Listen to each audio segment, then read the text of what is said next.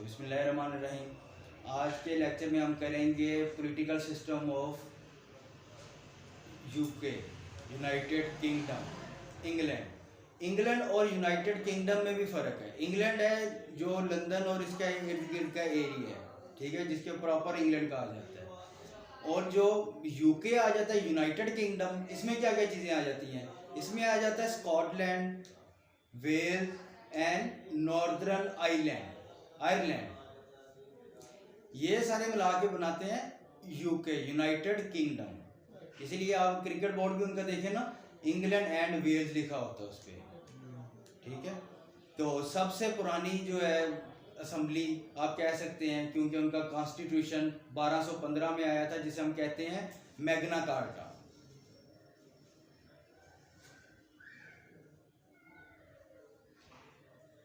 ये वाहद नहीं है, यानी कि यूके में सिस्टम जो चल रहा है इस time, monarchy, aristocracy and democracy. ये हमने पॉलिटिकल फिलोसफर्स में पढ़ा था कि मिक्स टाइप का कॉन्स्टिट्यूशन होना चाहिए, ठीक है। दो तीन फिलोसफर हमने पढ़े थे, कौन कौन से? अरिस्टोटल एंड जो कह रहे थे मिक्स्ड फॉर्म ऑफ गवर्नमेंट होना चाहिए। प्लेटो तो कह रहा था मोनार्की होनी चाहिए। अरिस्टोटल ने एक पॉइंट पे कहा था कि मिक्स्ड गवर्नमेंट होनी चाहिए, और जॉन लूक ने कहा था मिक्स्ड होनी चाहिए, ठीक है। इस टाइम जो इंग्लैंड में बादशाहत भी है, मोनार्की जिसे कहते हैं, ठीक है, अरिस्टोक्रेसी भी है और डेमोक्रेसी भी है। तीनों सिस्टम वहाँ पे चल रहे हैं। बादशाहत जो है, रेगेंट जिसे हम कहते हैं, यानी कि पार्लियामेंट के 3 हिस्से हैं, जैसे कि पाकिस्तान में प्रेसिडेंट, एग्जेक्टिव, लेजिस्लेटिव और जुडिशरी, ठीक है। तो उनके किस तरह है? किंग, क्राउन भी हम इसे कहते हैं, ठीक है। दूसरे नंबर पर हाउस ऑफ द लॉर्ड्स, और नीचे आता है हाउस ऑफ द कॉमन। मौजूदा जो किंग चल रहा है, किंग चार्ल्स 3, क्वीन एलिजाबेथ की डेथ हुई है, ठीक है।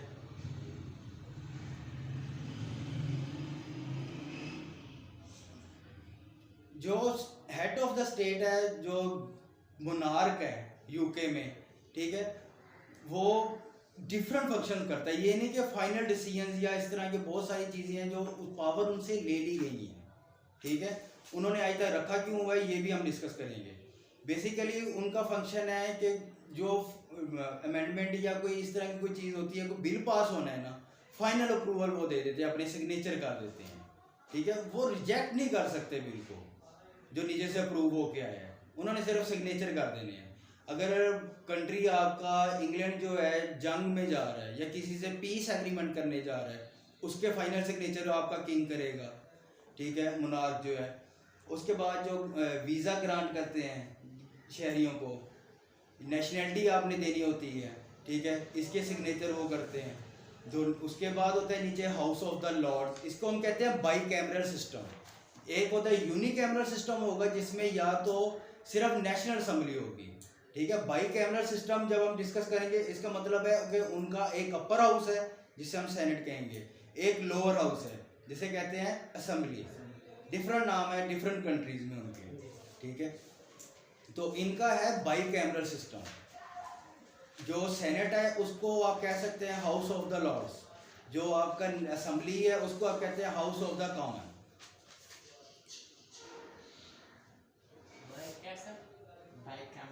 बाई कैमरल और दूसरे को क्या कहते थे? यूनिकैमरल। यूनि मतलब एक हाउस होगा, बाय मतलब 2 हाउस होंगे। बाय जहाँ पे भी आएगा उसका मतलब है कि 2 बाई आ गया ना, बाई का मतलब ही 2 है। बाई एनुअल मतलब के साल में 2 दफा, ठीक है। हाउस ऑफ द लॉर्ड्स के जो मेंबर होते हैं इनको कहते हैं peers, PEERS, peers. House of Common से House of Lords, House of Lords के जो ना 4 टाइप्स हैं जो आती हैं लॉर्ड्स में, ठीक है। कौन कौन से हैं? एक है political peers, peers appointed for service to government. दूसरे नंबर पे आ जाता है हेरिटेरी पीर्स, पहला क्या? Political peers, hereditary peers, Anglican bishop, और चौथे नंबर पे आ जाता है क्रॉस बेंचर्स।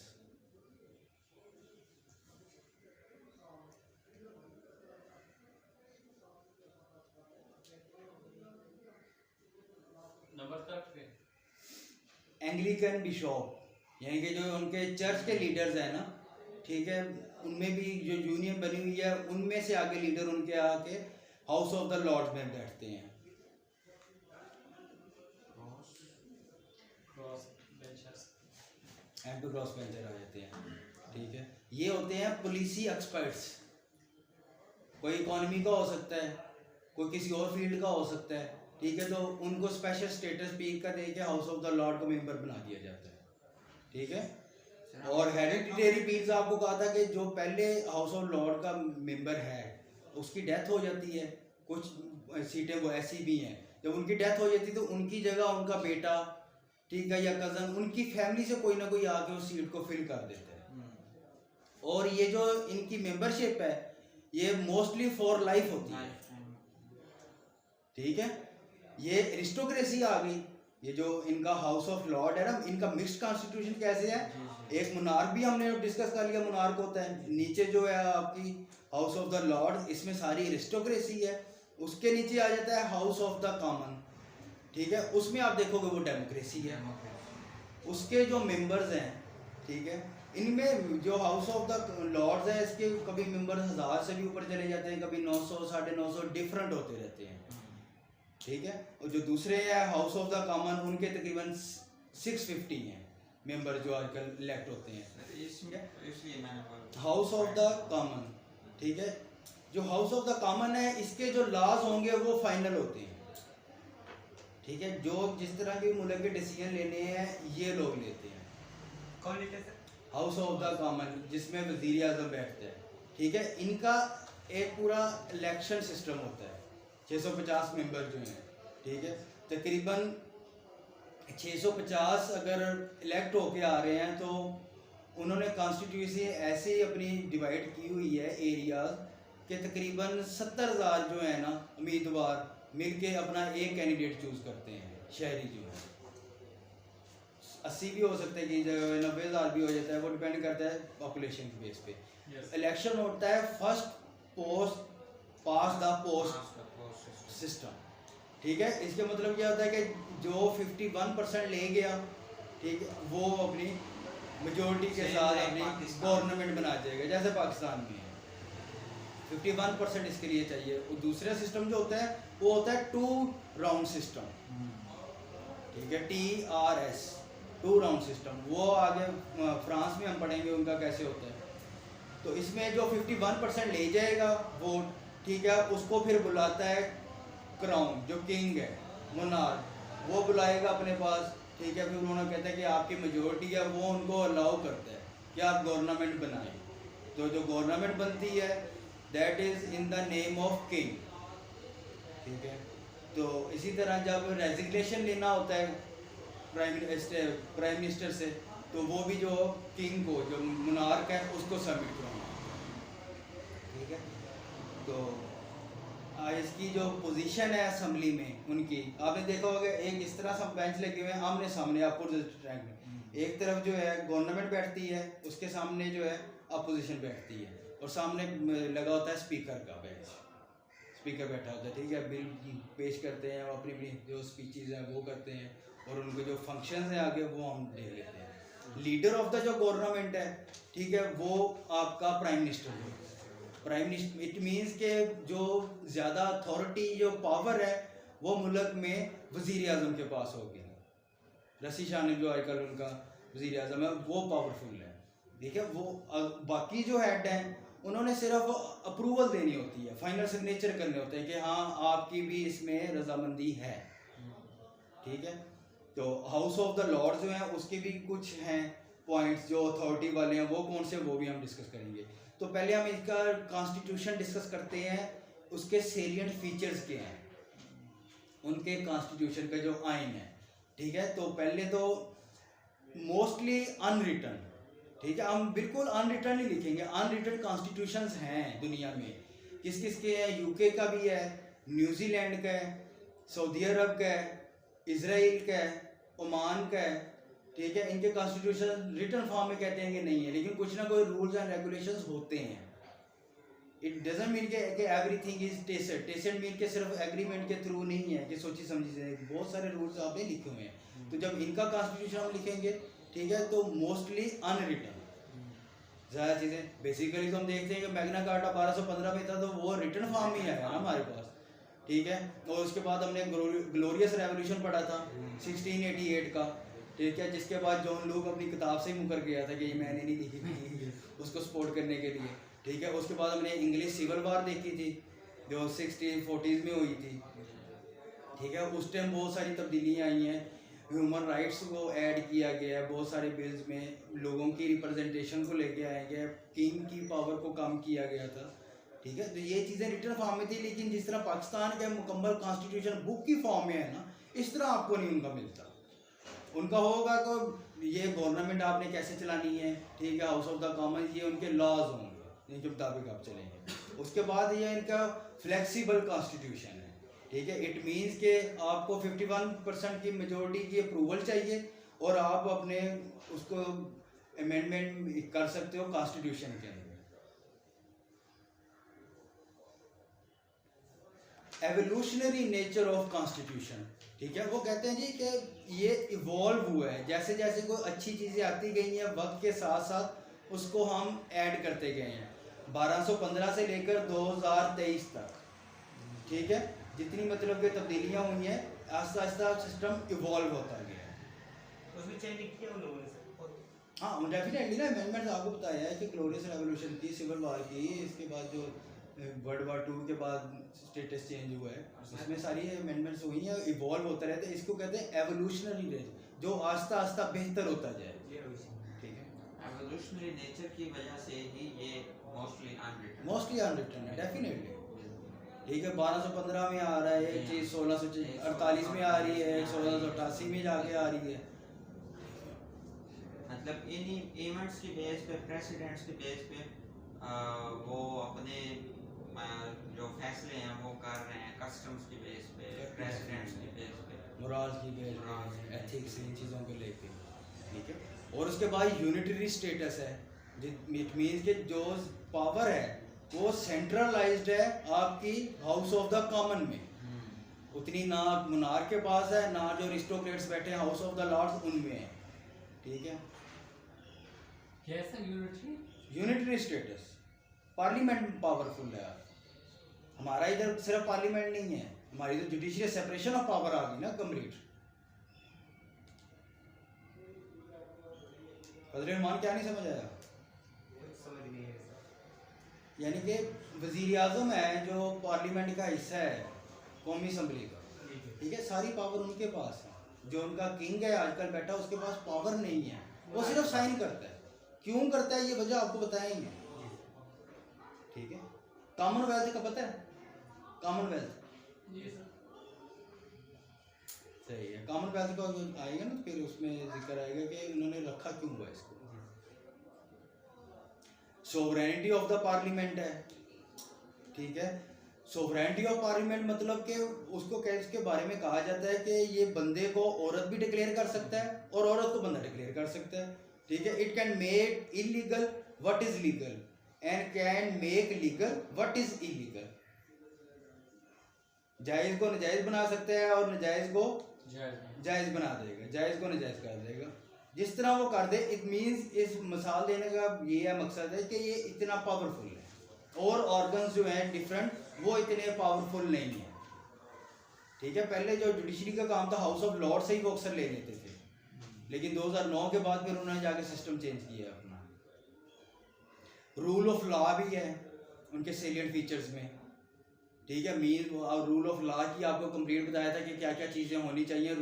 उसके बाद हम कहते हैं कि रूल ऑफ लॉ किसी मुल्क में है या नहीं है। मिक्स्ड कॉन्स्टिट्यूशन है, definitely monarchy, aristocracy and democracy. जो डिफरेंट कन्वेंशन वगैरह होते गए हैं उनके साथ ये इवॉल्व होता गया सिस्टम। अब इन्होंने इंडिपेंडेंस ऑफ जुडिशरी है जो है उसे भी कर दिया है, ठीक है। वो कहते हैं कि जो जुडिशरी है वो इंडिपेंडेंट है। तो ये जुडिशरी वाला दोबारा बताइए। इंडिपेंडेंट जुडिशरी ठीक 2009 से पहले मोस्टली फंक्शन जो जुडिशरी के था वो हाउस ऑफ लॉर्ड्स करता था। ठीक। उसके बाद इन्होंने फिर ज़्यादा जुडिशरी को पावर दी है अपने जजेस को, लेकिन अभी भी इतनी नहीं है। ज़्यादा यूनिटरी स्टेटस उनकी हाउस ऑफ द कॉमन का ही है, जो उनका वज़ीर आज़म है उनके पास ज़्यादा पावर है।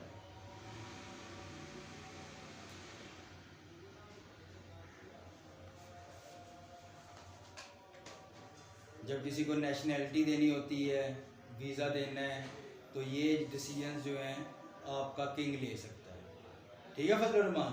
अगर मैं लंदन की लेनी हुई ना नेशनैलिटी, तो हाउस ऑफ कॉमन में नहीं जाना, ना हाउस ऑफ लॉर्ड में जाना, ना उनके वज़ीर आज़म के पास जाना, डायरेक्ट उनके बादशाह के पास चल जाना है, ठीक है। चार्ल्स III, क्योंकि मैं ना बलूचिस्तान से आया हूँ, मुझे नेशनैलिटी चाहिए ही चाहिए, मुझे आपका पॉलिटिकल सिस्टम पता है, मैं आपको सारा बता सकता हूँ क्या है, आपका सिस्टम चलता कैसे है, ठीक है। आप मुझे नेशनैलिटी दें तो मैं भी तरक्की करूंगा और आपका मुल्क भी मेरी वजह से तरक्की करेगा, हम दोनों का कॉमन इंटरेस्ट है, ठीक है। ये आपने बादशाह को कन्विंस करना है। अगर कन्विंस कर गए तो उसने पार्लियामेंट से इजाज़त नहीं लेनी कि फजल रहमान को मैं नेशनैलिटी देने लगा हूँ। उसने कहना ये रखा फजल रहमान ये सिग्नेचर या बात तू हमारा नेशनल है, तो ये वीज़ा वगैरह हर चीज़ फ्री। हाँ ठीक है, मतलब बताने का ये है कि डायरेक्ट उसके पास जाना है, सिस्टम को पता होना चाहिए। हाँ ना के पास कभी आपको वज़ीर आज़म कहे ना कि मैं तो ये नेशनैलिटी या वीज़ा नहीं दे तो तेरी तो अथॉरिटी है ही नहीं, ठीक है। तुम्हारा तो जो किंग करता है ये फैसले, और किंग के इस फैसले को तू भी नहीं रोक सकता, ठीक है। वज़ीर उनके वज़ीर आज़म तो सीधा हो सकते हो। ऐसा ना किसी चौक पे फांसी लग जाए फजल रहमान। नहीं, माफ भी कर सकता है। फांसी जो है ना, फांसी की सजा जो है ये भी आपको पता होना चाहिए। जो हेड ऑफ द स्टेट है ना, ठीक है, आपने जो भी कितना सीवियर ऑफेंस किया होगा, कत्ल ही किए होंगे, अगर आप अपने प्रेसिडेंट को अपील कर देते हो ना कि मुझे माफ़ कर दिया जाए, ठीक है, तो प्रेसिडेंट के पास इख्तियारात हैं, वो आपको फांसी से एक दिन पहले भी आपकी सज़ा माफ़ कर सकता है। आसिया बीबी केस में हुआ था, ठीक है, सज़ा उसकी माफ़ कर दी गई थी। ये कोई किसी भी मुल्क का जो प्रेसिडेंट हो सजाए मौत को भी आपके टाल सकता है, कोई भी बंदे का होता भी है। कर सकता है, मतलब अगर सजाए मौत है तो उसको ट्रांसफर कर सकते हैं कि आप उम्र कैद में लाइफ इम्प्रिजनमेंट में चेंज कर सकता है, ठीक है। ये अथॉरिटीज होती हैं। इसके लिए आपको क्या करना पड़ता है, आपको पहले प्रेसिडेंट को खत लिखना पड़ता है, ठीक है। उसे जारी बात है कन्विंस करना पड़ेगा कि जिसको भी लिखना है, लेकिन इस मकसद ये बताने का अथॉरिटीज़ का पता होना चाहिए किसकी कितनी अथॉरिटी है, किसकी कितनी अथॉरिटी है, ठीक है। ये काम वज़ीर आज़म नहीं कर सकता, चीफ जस्टिस नहीं कर सकता जो सज़ा माफ़ वाला है, ठीक है, लेकिन प्राइम मिनिस्टर जो प्रेसिडेंट है आपका वो कर सकता है। पाकिस्तान में किसी तरह से पाकिस्तान का भी इस तरह का कर सकते हैं। अलवी साहब जो हैं हमारे, ठीक है, तो किसी भी जो उनको एप्लीकेशन लिखी जाए उसे अप्रूव कर सकते हैं, डिसअप्रूव भी कर देंगे।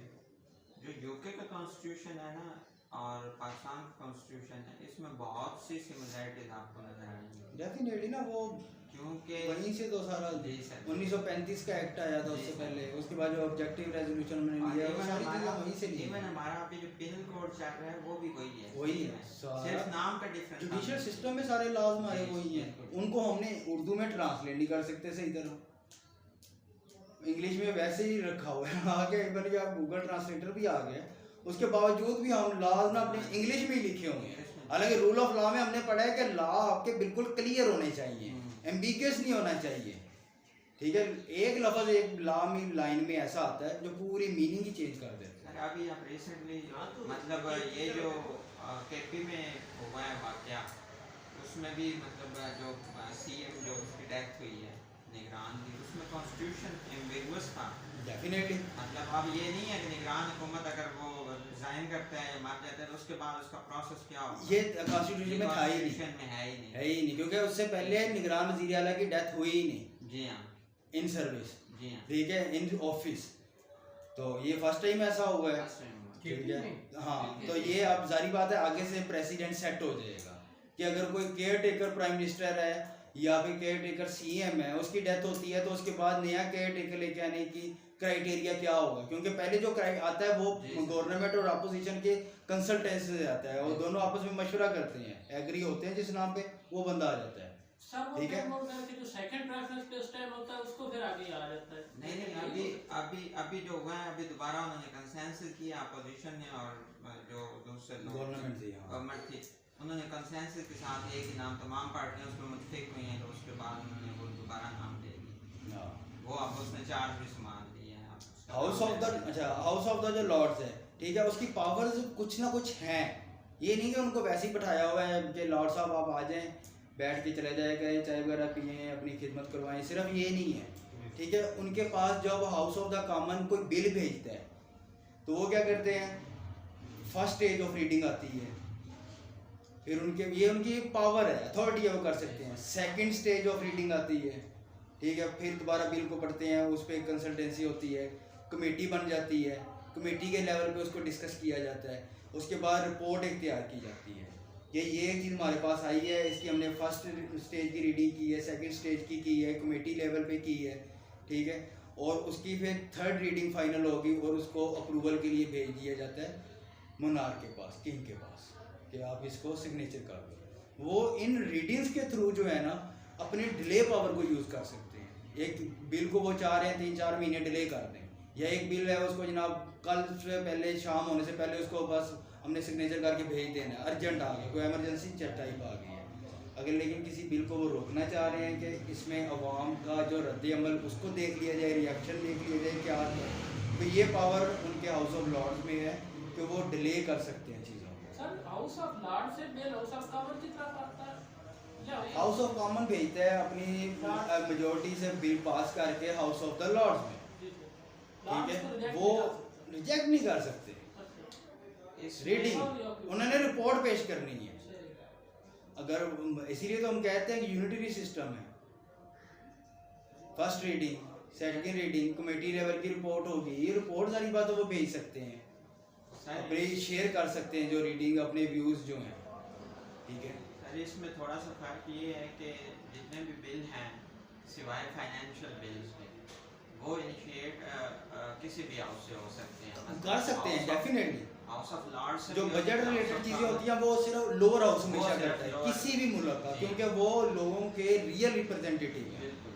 वोट लेके आए हैं वो लोग, जो ठीक है। फाइनेंस या बजट रिलेटेड मैटर्स होंगे वो इनिशिएट, उनके रिलेटेड कोई भी लेजिस्लेशन होनी है तो वो इनिशिएट होगी। हाउस ऑफ द लॉर्ड्स वाले जो है वो बिल भेज सकते हैं कि ये हम ये चाहते हैं, हमारे हाउस ऑफ लॉर्ड्स से क्लियर भी है, नीचे वाले उसको रिजेक्ट कर सकते हैं, उनमें इतनी पावर है, ठीक है। अगर वो देखते हैं कि नहीं ये हमारे कस्टम नॉर्म्स इनके साथ मिलता है, चीज़ ठीक है, तो उसको अप्रूव कर देते हैं, ठीक सर है। ये इसकी ये डिलेइंग टैक्टिक है इसकी, इसको बाकायदा नाम उन्होंने दिया, आई थिंक सो फिलिबस्टर का नाम दिया है या क्या दिया? फिलिबस्टरिंग होता है बेसिकली कि आप को कुछ हो रही है ना अमेंडमेंट या लेजिस्लेशन हो रही है, उस चीज़ को रोकना उस जी हाँ। शोर के थ्रू, ठीक है। अक्सर हमारे होता है बजट पेश कर रहे होते हैं, उधर से जनाब शोर डाला होता है, कापियाँ फाड़ के फेंक रहे होते हैं, ठीक है, इसको फिलिबस्टरिंग कहते इसकी हैं। एक एग्जांपल हमें मिलती है, आप मुझे उसका बंदे का नाम नहीं ज़हन में आ रहा, उसने पता नहीं कितने घंटे तकरीर की थी, मतलब पार्लियामेंट में खड़े होके उसने कोई पता नहीं 8 से 10 घंटे की तकरीर उसकी है, और उसने तकरीर की थी, और वो सिर्फ डिलेइंग टैक्टिक था, मतलब स्टोरी ही पढ़ता है, पता नहीं क्या कौन कौन सी, लेकिन ये है कि उसको वो चुप नहीं करवा सकते। हाँ सारी बात है, ठीक है। हाउस ऑफ लॉर्ड के फिर जब पावर दी नहीं हुई तो उसके एडवांटेजेस क्या क्या हैं, ठीक है। 3-4 एडवांटेज है कि रिवाइजरी फंक्शन, कोई बिल पेश किया जाता है उसको रिवाइज करते हैं, वो उसको डिफरेंट पर्सपेक्टिव से देखते हैं, ठीक है।